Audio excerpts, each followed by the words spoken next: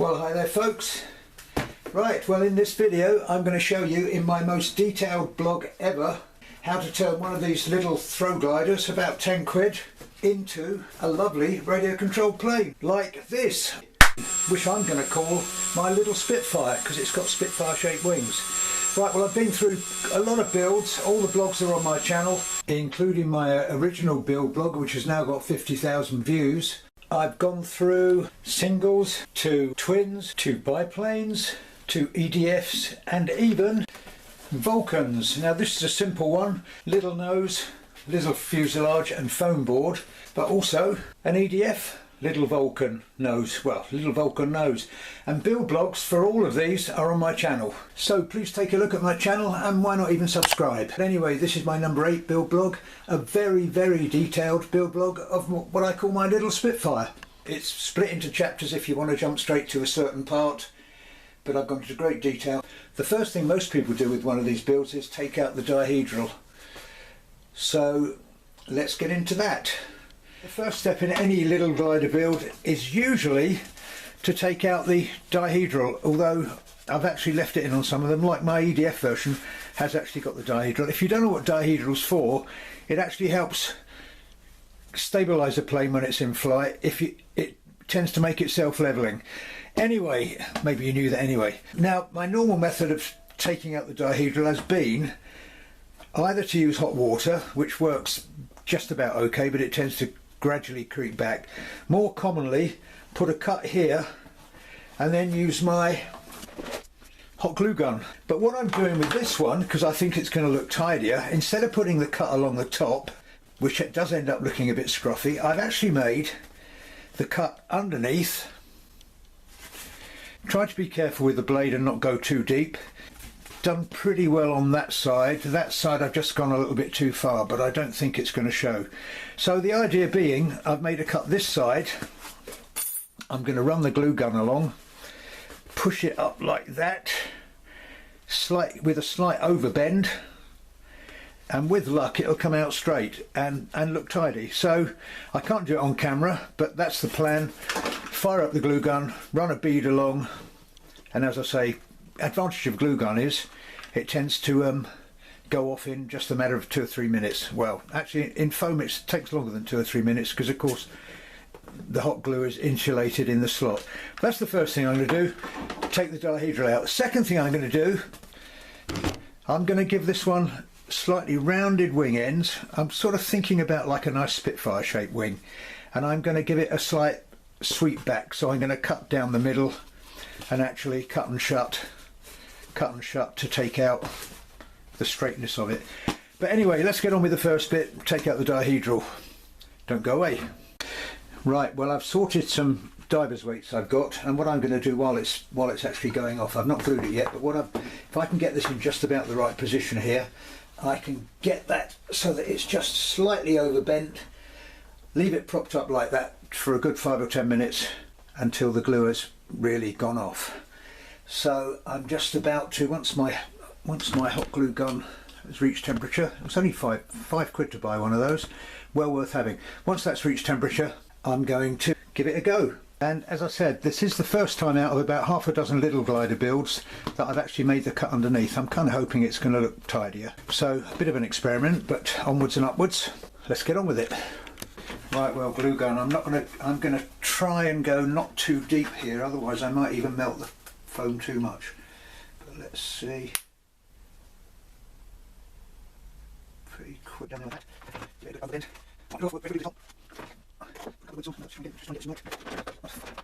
no, actually I figured the best thing is to hold it. Shame I had gone through there. Put it on the flat.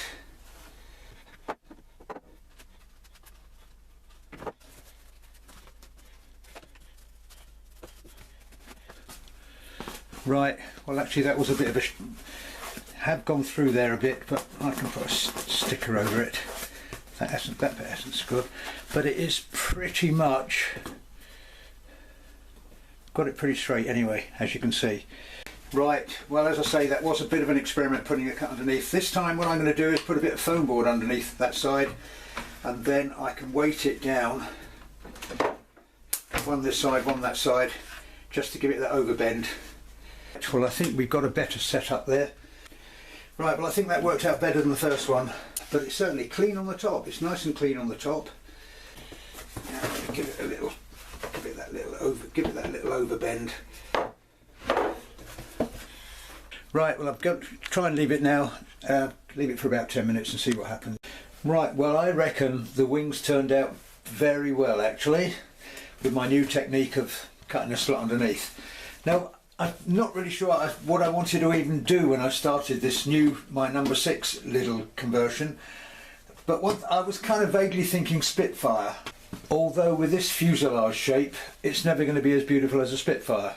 Not many things could ever be as beautiful as Spitfire, but at least I thought if I can give it a nicer wing profile, that might be nice.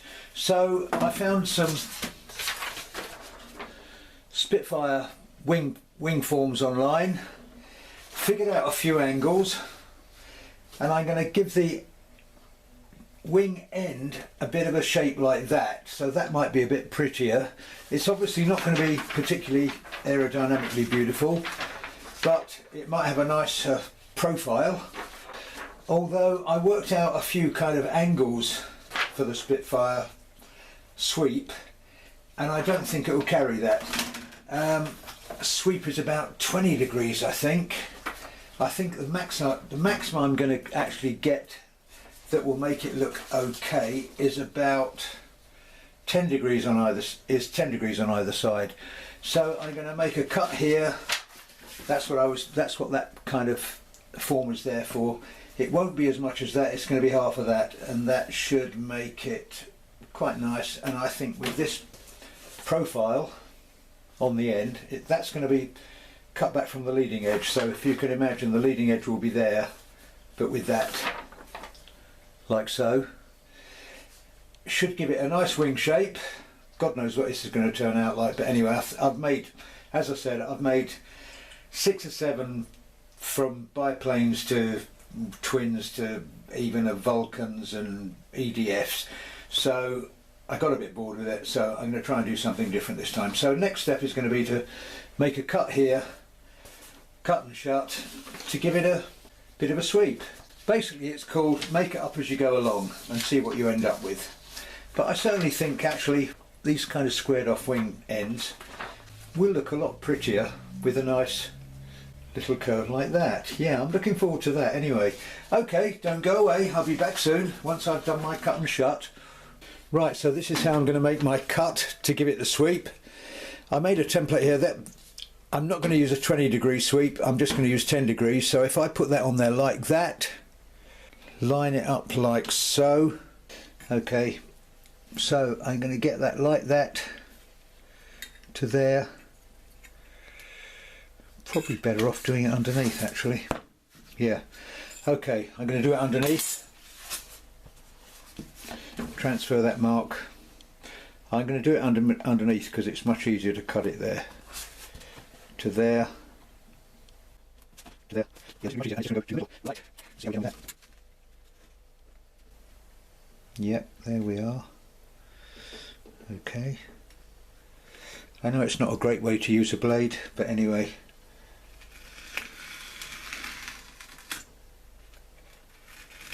Trying to keep it at 90 degrees. Otherwise I shall introduce dihedral. I'm going to go partly through that way, then I'm going to go partly through that way. Yeah, this is going to work. Like I say, keep the blade 90 degrees.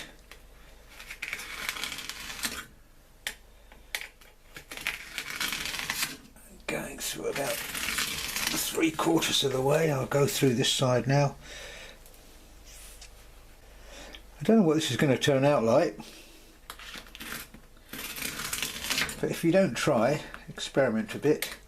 I've still got one more to go. Right, so that's that bit out. That's that bit out. So that's going to give me the sweep if I glue it, and you're going to have to use your imagination. I don't think you can see that on there. Yeah, Okay, maybe you can now. You'll have to use your imagination, but that's going to give me the kind of wing shape that I want, pretty much like that, which will be quite pretty, I think. Right, so I'm going to glue that together. Might still introduce a little tiny bit of dihedral when I'm gluing it. So, right, so I'm going to glue those together and like that, and still give it a little bit of dihedral. But you can see they've actually turned out pretty straight. The wing end dihedral, my cutting from underneath actually worked. Right, so glue that together. Right, so gluing the two halves together, having cut out my 10 degrees with a suitable weight on top, bit of dihedral, then I'm going to cut my profiles.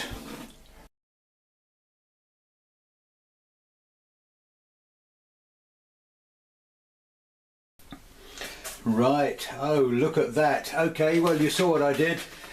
Used my little template, flipped it for the other side, and I even treated myself to a new Stanley blade and didn't cut myself. And so that was the slice I took out. It's not huge, but it actually gives it quite a nice sweep. I think that's 10 degrees.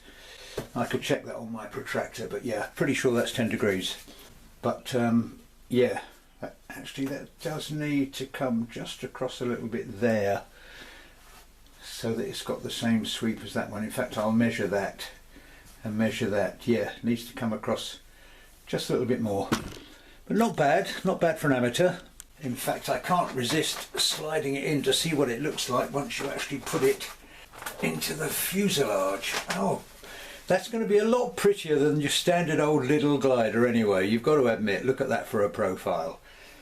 Oh yeah, anyway, I think it's pretty good. And as I said, I've actually given it a little bit of dihedral, which will help it fly a bit more stably.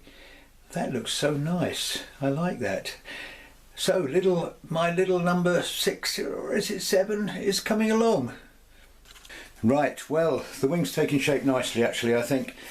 But as another experiment, because these kind of foam moulded wings have such an awful square trailing edge, which is highly inefficient, I actually figured I'd try and sanding it a bit. It doesn't sand very well, but it certainly kind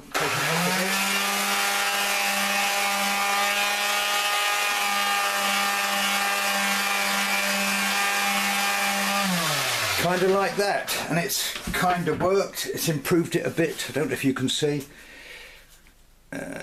Yeah, you can probably just about see I've improved the trailing edge a bit there.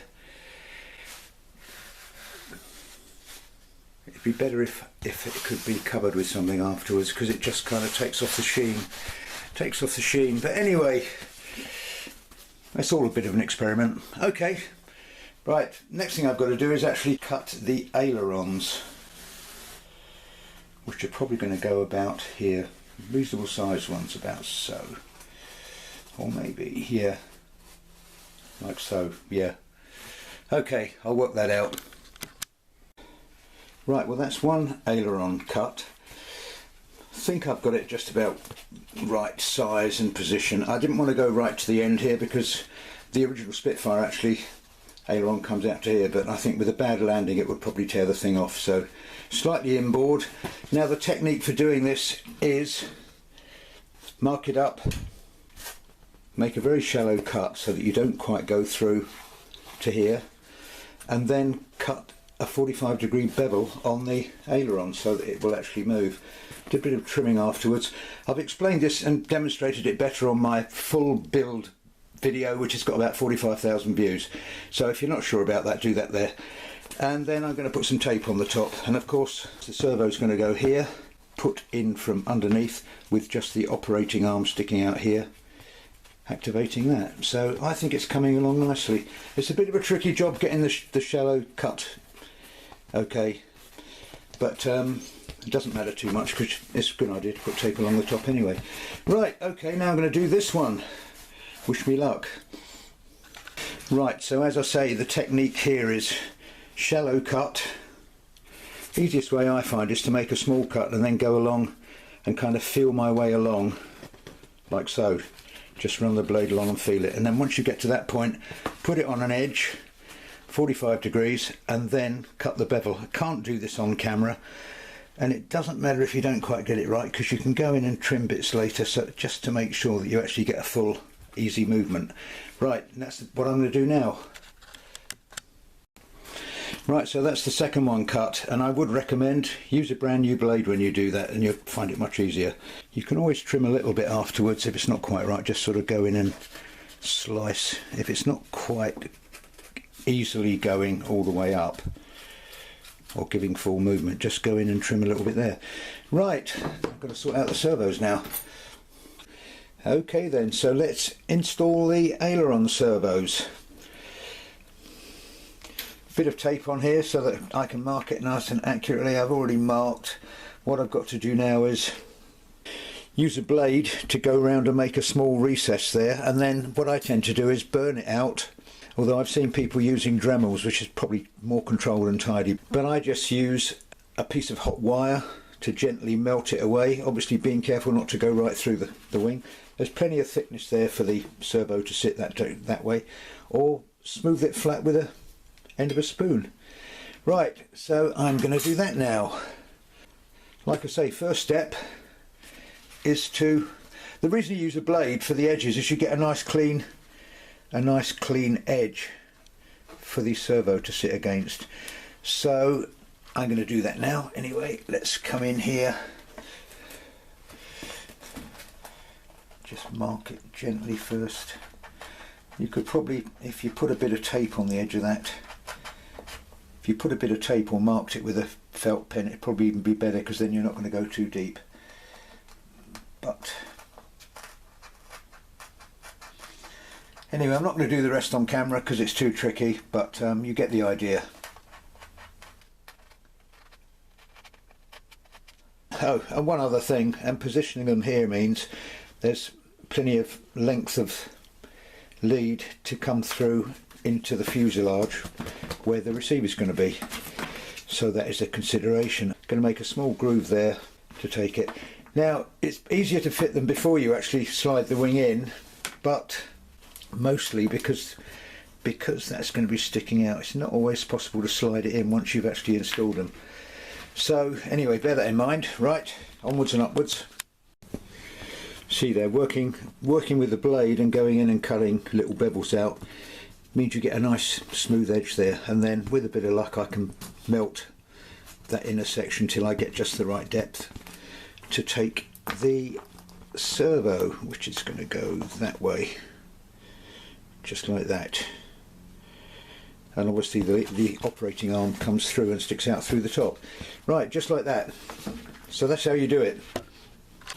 Right, so that's my tool, that's the gas, and that's how it's looking so far. Almost right in, just a little bit more, about a millimetre or two, and that will be absolutely right. I'm getting tighter at doing this, I must say. Some of these have been really butchered, but actually now I'm on number 6 or 7, or might be even little number 8. I'm actually getting quite good at doing this. Right, just going to finish these off. Right, that's one in, and it is absolutely flush and perfect. So all it needs is a little tiny blob of hot glue to hold that in once I've got the hole through for the operating arm.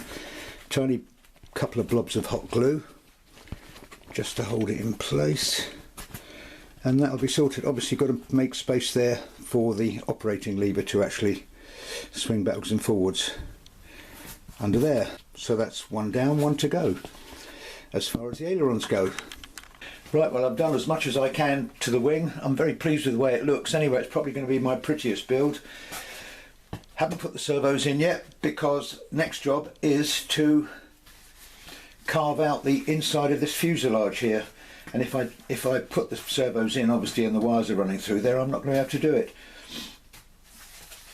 I've tacked the wing into place here. When I first started building these, I used to run a huge bead of hot glue along both sides. There really is no need to do that, and it just adds more weight. As far as the ailerons go, trimmed and fitted, and I put some tape along here. You could probably use sellotape, but in fact I use Scotch Crystal, which is a long-lasting, much better tape. So the first thing to do is remove this, which you do by putting a blade around very carefully, not slicing off your fingers. putting a blade around. Well, you could probably use a knife. Don't want to go too far into there because there's a little knob that sticks out, which is useful for keeping that, for locating the. A thinner blade would be better because what I'm going to, this is, you can see it's beginning to come up. Now I'm going to get a knife blade behind it. It's coming. Yeah, it's coming.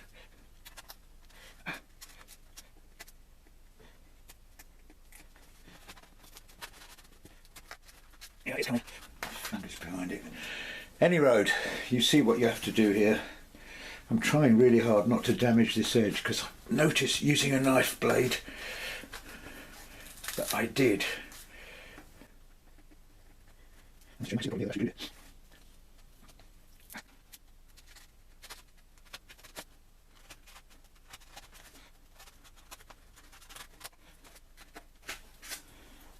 I think I've got it. Anyway, you should get to a point where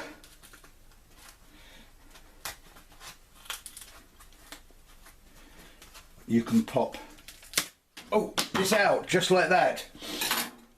And you see what I was trying to avoid was cutting off this knob and cutting off that knob. So like I say, next job is to hollow that out. As far as that goes, I've made some tools, if you can call it tools. I made some tools out of a bit of stiff wire, and I just heat it over the gas and go through and gently carve it out. There are other ways of doing this. People use Dremels and all kinds of things, but this works for me. Right, so I'm going to get on with that, and obviously the reason I've fitted the wing in is because you've got to cut inside that gap there and into the fuselage here a bit. Right, I'm going to get on with that. See you in a bit. Incidentally, when you do get this off, you'll find that they put a counterweight inside. Some of these models actually have a little round ball of lead. And of course, when you're doing the hollowing out, it actually makes sense to hollow this as well. Gives you a bit more room for your lipo. Right, let's get on with it. Right, so this is my carving out tool. Got a small bit on that end and a wider bit on this end. Give it some heat. And then it's a question of cutting out slices. Oh, you can't quite see it. There it is. It works really well anyway. And you can go as slow as you like. Try not to, don't breathe the fumes because I think they're probably toxic. But that works pretty well as a method of cutting out the inside of the fuselage. Right, well that's pretty much done. Apart from maybe the top of this if I need a bit more room in there. How deep you go depends on how big a lipo you're going to use and how much, whether you're going to make a fast Lidl or a slow Lidl. I'm going to try and make this lightweight, so small lipo, maybe about 800 or 1000. I deliberately left on these knobs here because it is actually quite a good way. It helps locate this when you put it all back together. Doesn't take too long to hollow out. Maybe you could do a neater job than me. Let's see your videos. Right. What next? Right, well, having got the wing pretty much assembled on here and ready for electrics to go in, I've got to make a consideration about the tail plane, or the bit at the back here. Now, I mentioned that this is loosely based on the Spitfire profile. I don't really think that's going to go. So I've downloaded Spitfire tail. So I've pretty much scaled it to fit that. I'm going to transfer these curves onto this, and it just about is a similar area. I think it should do the job. I mean, say this is actually, I just checked, this is actually my build number 9 or number 10, and I really love that shape, so I'm enjoying this one. Right, okay, I'll just give that a cut out and see what it looks like. Right, well that just about does it. Let's transfer that shape. If it doesn't work with this, I might even make another one out of a bit of foam board. We'll see how it works out. Right. Hey, that doesn't look half bad, does it? Let's put it on the model and see what it looks like. Well, how about that? The little ugly duckling 10 quid glider has become a nice looking plane. Wow. Actually, the proportions look fine too, don't they? Look. Wow, what a transformation just by changing the wing shape. Shame about the big bulbous nose, but you can't have everything, can you? Actually, yeah, I just love that. I think that's really great. I think that's great. Right, well, I've gone as deep as I want to go in there. So I think it's time to glue these servos in. Now all I'm going to do is put a little blob of hot glue there, there and there. And then if I do want to rip them out, I can. And then I've made a little cut, shallow cut along there, so that I can run the servo leads in, which will come out just here and here. Right, I'm not going to try and do it on camera, makes everything too complicated. But it's getting there, it's beginning to look like a plane. Right, I can now go ahead and fit the aileron servos.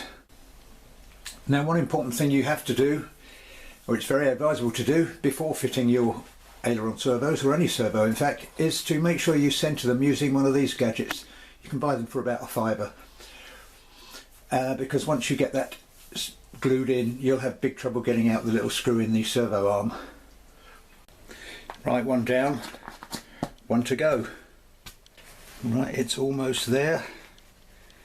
Let's hold it there for 30 seconds. And that's all you see on the top, just that little bit sticking out. So that's got the advantage that when you're landing it doesn't actually catch on the ground or catch on bushes or twigs or things. So it must be nearly there. Right, so both of them glued in, really nice, and the wires just push nicely into those slots. So how neat is that? You can always put some tape over it or something if you want to cover it up, but I usually put a bit of tape over these. But that is pretty neat. Ready for connecting the operating leads onto these, but I leave that to the last. And as you can see, plenty of wires sticking out through here to attach to the receiver. Right, next step is to make the elevator. So I've marked it. I think that's going to be a big enough area. Maybe I should have gone a little bit further up, maybe a little tiny bit. I think it's going to be big enough. So same method as for making the ailerons. Make a shallow cut.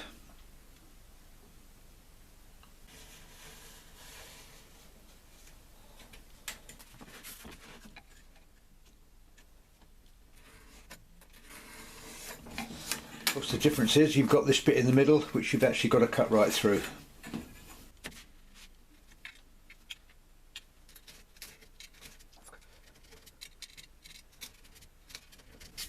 Now what I like to do is once I get to that point and go right through.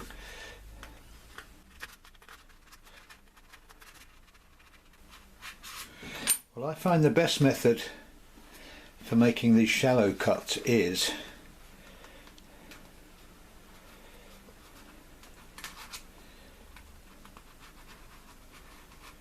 because you don't want to go right through, so give it a gentle shallow cut, like so. Up off, and then gently bend it. And what you've got to do there is, once you've got to do there is make a cut like that. Go out. So pump it out.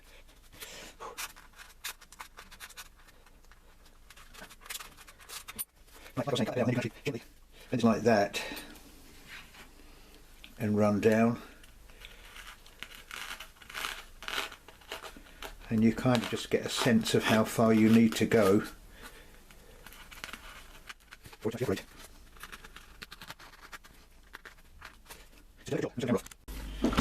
Right, so a delicate job, but I think I've got that about right. So the next job is to cut the bevel. Nice sharp blade. Get it on an edge.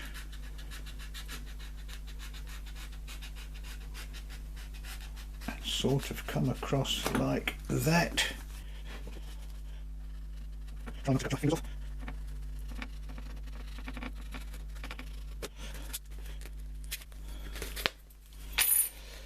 Bit of trimming, needs a bit of trimming there, but it's getting there.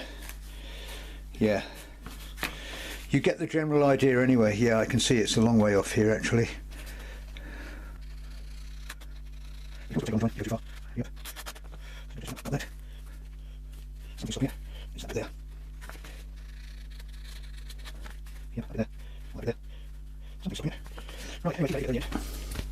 Right, bit of tape on it and it's actually moving very nicely. Certainly plenty of up elevator there. Sorted. And then you need a little cut along here so that the elevator has got room to come up. Just like that. Let's show you what that looks like. Perfecto. Up and down. Sorted. Got to figure out where to put the servo now. I usually put it there, but I might actually put it here. Right, so the next step, as far as I'm concerned, is completed. That is the elevator servos in. It's a tiny little one. I think they call those 6 gram that I had kicking around that had come out of something else. So all that remains as far as those go is operating levers. You know, small bits of wire need to be put across to actually activate elevator and ailerons. And you can see here I just made a small groove which runs all the way along so that that comes through there, and all 3 are now in the battery bay. Right, next thing I've got to consider is what motor. Well, I had this kicking around, a BR1806. They're really drone motors, but I've used them on other models. It says online that the thrust is more than enough. I'll put it on the screen. The all-up weight with an 800 milliamp 3S lipo and a speed controller is about 250 grams. So there should be more than enough power with this tiny little motor. I think it says with a 6x4. Well, this is actually a 3-blade 5045. So similar amount of thrust, similar amount of pull, if you want to put it that way. This is a 20 amp speed controller. The decision of what motor you use and what battery is the hardest one, and it depends on whether you want a really speedy machine and how much weight you've built in it. This has got no carbon, and as I say, it's still really light without a battery and without a motor on it, so it shouldn't need much to push this through the air. Right, okay, well I'm going to carry on now and probably mount the motor, which you've seen on some of my other videos is just a question of slicing this off, give it a little bit of down thrust and a little bit of side thrust maybe, and gluing it, putting a couple of holes through for the leads, just like that. Right, let's go. Right, well, one more step carried out. Chop the end of the nose off. My method of mounting motors, I think most people probably do the same, is to make a little plywood bulkhead to mount the motor on, and I've settled for this one, which is, I'll put the spec on the screen up here. I put the spec up. It's got much the same spec as the other one. Should be enough thrust there for a 250 gram model. Hardest part I find is, even though I made a little template, is getting the holes in the right place for this, but got it sorted in the end. And make sure you put a hole in the middle that's big enough to clear that little circlip, which has to rotate, otherwise it will bind. And then of course there's a hole there for the 3 brushless motor leads, and it's a question of just using a hot rod to burn a hole through into the cockpit space. Just burn, that's what I do, is a melt a hole through. Easy. Right, okay, so that's the next step.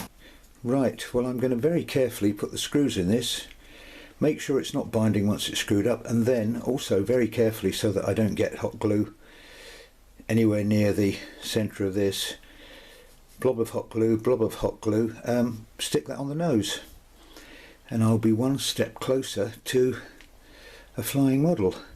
There are probably other ways to actually mount motors. I mean, if anyone's got a better way or knows a good way, please put it in comments below. Right, okay, let's get this sorted. Right, well that's bolted on and it's not binding. One thing to mention, in case you didn't know, was you should give the motor mount a little bit of down thrust, in other words angle it that way, and a bit of side thrust to the left or right, depending on whether you're using a clockwise or counterclockwise prop. But you probably know that, or maybe you don't. Right, well, how neat is that? I must say this is probably going to be, of my 6 or 7 or 8 Lidl Glider builds, this is definitely going to be the smartest and neatest, because I have got better as I've gone along. Right, well, I'm just about to make a start on making the operating levers for the ailerons and elevator. Thought I'd just show you how I do that. Well, you can buy little brackets, whatever you call these things that go on here. But what I do is, you always get loads of these spare when you buy servos. So I chop them off, snip them off, bump like that, melt a little hole in the aileron, and then hot glue, pop it in like that, blob of hot glue in the hole and on the end there, pop it in like that, and bingo, it wants to be just over the hinge point. I'll probably snip the top of that off because it's a bit too long, but that's what I do anyway, and it works fine and doesn't cost you any money. Right, that's what I'm going to do now then. Right, well, the aileron and elevator operating levers are on now. Motor is on. Temporarily I've borrowed a receiver from another one of my models. I'm running out of channels on my thing. I've hollowed this out enough so that it would actually take an 800 3S or a 1000 2S in there. To be on the safe side, I'm going to put a 20 amp speed controller ESC in, because this little 10 is getting a bit warm with the motor and prop that I've got on there. Although I'm not sure, I think it's actually might be kaput. I've actually got US scribbled on it because I thought it was gone. So I'm waiting for a couple of bits and pieces, not in a hurry because the weather forecast for the next couple of weeks is absolutely dire. But that's just about ready for kind of final assembly. If you didn't know about brushless motors, if you do hook up your motor when you're building one of these and it goes the wrong way, in other words, with this it would be clockwise for that prop, you've got 3 connectors for a brushless motor. Just pull out a pair of them and swap them over, and that will reverse the direction of the motor, just like that. Right, well, she's finished and ready to rumble. Control surfaces fitted, receiver set up, transmitter set up, and just look at this. Hardest question always is, what motor and prop combination? You see, I've actually put the 2-blade on here. The other one is a 3-blade 5045. This is a 2-blade 4045.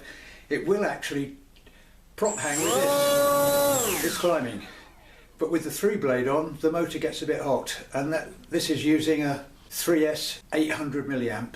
Of course, the advantage of using the 3-blade is you'll get much higher performance, and it's probably okay full throttle for short periods. You'll be able to do some real powerful power climbs, prop hang, all kinds of stunts. But like I say, it will get hot. But having said that, of course, it will cruise at half throttle, whereas you'll probably need 3/4 for the 4045, 3/4 are full for a loop. It's going to loop like crazy with this one on. I'll probably fly it with both anyway. But let's take a closer look inside here. So hardest part is getting all this stuff in and figuring what motor and prop combination. But I'll list what I've put on there, and I think either of my solutions with the 3-blade or 2-blade will work really well. I'm not going to go into great detail about installing the electronics because that would take a whole nother video really, but there are plenty of things online. But basically you need a motor, speed controller, receiver to lipo, and the servos, and of course you need a transmitter. Now when I bought this Fly Sky FSI 6, they were only about £40 or maybe 50 with the receiver. Seemed to have gone up more like to 60. There is a video on my channel telling you about the use of this as well. I shall link everything below. Anyway, let's take a closer look inside here. It's quite a tight fit, but I got in the receiver tucked up there, made the hole quite big through there. These are actually to hold things in place once it's all together. I can still get the battery out, and I've made that hole as far back as possible because to achieve the centre of gravity, which is probably about 55-60 mil back from the leading edge, I'm actually going to have to add, I think, 20 grams of lead on the tail. But it can be a problem. You end up with these being a bit nose heavy, and that is despite putting the battery right back in as far as I can get. It's all a bit of a tight fit. We've now got 20 amp speed controller, because with the 3 blade on it draws over 10 amps, so that just to be safe, plus the 10 amp was getting pretty hot. And the other thing I've done is added a model finder. I'll put a link to them on the screen, but if you lose it in the bushes somewhere or in the trees, turn off your transmitter and it starts beeping. Only cost a couple of pounds, and they've saved my bacon a few times. Anyway, I better stop that because it makes such a noise. Ideally it's good to put the sounder so that it's poking outside. I might try and do that. But anyway, let's take a closer look inside here. It's quite a tight fit. Receiver is tucked under there. I've made this hole even bigger under here so that I can move weight as far back as possible. What else have we got? 800 milliamp 3S will still fit right under there and goes back a long way now. I've put one of these little ferrite rings on, helps to stop interference, and all together it fits together nicely in there, just like that. The cocktail sticks through here are to stop the battery sliding forward in flight, otherwise that will mess things up a huge amount. That one will hold the speed controller, ESC, and that one just keeps the wires tidy here. So I'm pleased with the way it's worked out. Anyway, I'll make a note of the motor and prop combinations, and I'm looking forward to flying it. Might be quite exciting. It certainly is my prettiest little conversion. I'll just show you a couple of other things that I missed. Receiver antenna, through some holes there and at 90 degrees on here, and I've deliberately done that so that they're not in conflict with the wires from the servos. Not that it makes much difference. I've used the stickers under here, which covers that up nicely, covers up the servos underneath, covers up the wire. That looks good. I've calculated the COG at about 63 mil from the leading edge, and to achieve that I've added 16 grams of lead in the tail here as far back as I could get it. And the way I've done it is a little bit of lead sheet folded, made a slot here, put a bit of tape on it so I can pull it out if I need to adjust it, but that slides nicely in there. Not glued it yet.